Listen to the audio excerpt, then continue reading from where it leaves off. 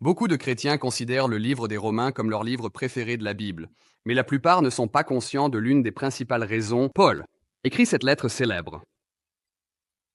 En 49 de notre ère, l'empereur romain Claude a expulsé les Juifs de Rome.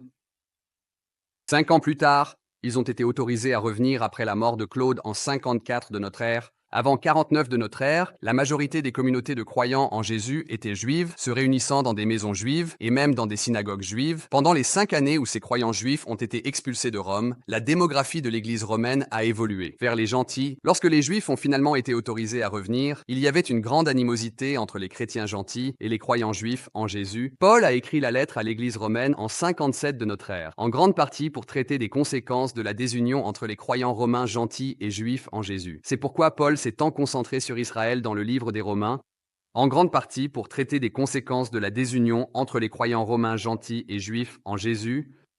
C'est pourquoi Paul s'est tant concentré sur Israël dans le livre des Romains.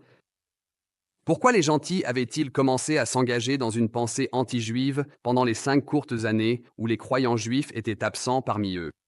Tout d'abord, le judaïsme était une religion légalement sanctionnée par l'Empire romain. Les dirigeants juifs surveillaient de près la vie juive dans le but de maintenir un statu quo pacifique avec Rome. Les croyants en Jésus tenaient fermement à l'affirmation que Jésus est Seigneur, ce qui remettait en question l'autorité de César. Puisque la plupart des premiers croyants en Jésus étaient juifs, les dirigeants juifs étaient la première ligne de discipline publique pour les fervents disciples de Jésus, souvent battus et réprimandés dans les synagogues elles-mêmes.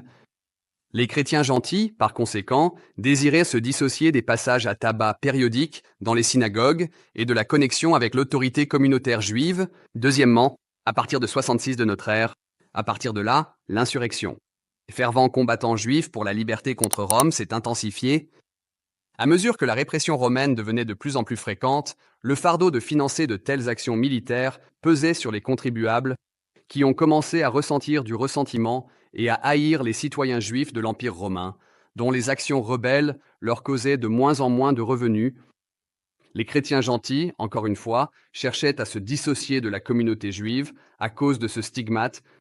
Troisièmement, les chrétiens gentils étaient largement intégrés dans la communauté juive et étaient donc étiquetés avec la communauté juive comme des prudes ou des antisociaux, à cause de leur refus fervent de participer aux festivités idolâtres et païennes de l'Empire.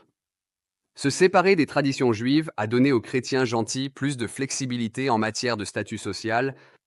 Enfin, alors que les gentils témoignaient auprès des groupes païens à travers l'Empire romain, ils étaient constamment confrontés à des arguments du type « Comment pouvez-vous vous attendre à ce que nous acceptions Jésus comme le Messie juif et Seigneur des Seigneurs ?» alors que le peuple juif lui-même a refusé de croire à cette affirmation.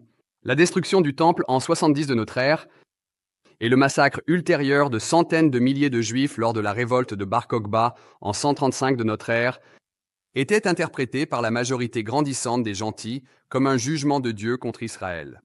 En faveur des gentils, si seulement l'Église romaine avait tenu plus fermement aux paroles de Paul dans Romains 11, 11. Israël a-t-il trébuché et est-il tombé au-delà de tout espoir de rétablissement? Bien sûr que non. Ils étaient désobéissants, alors Dieu a rendu le salut accessible aux gentils, mais il voulait que son propre peuple devienne jaloux et le réclame pour lui-même.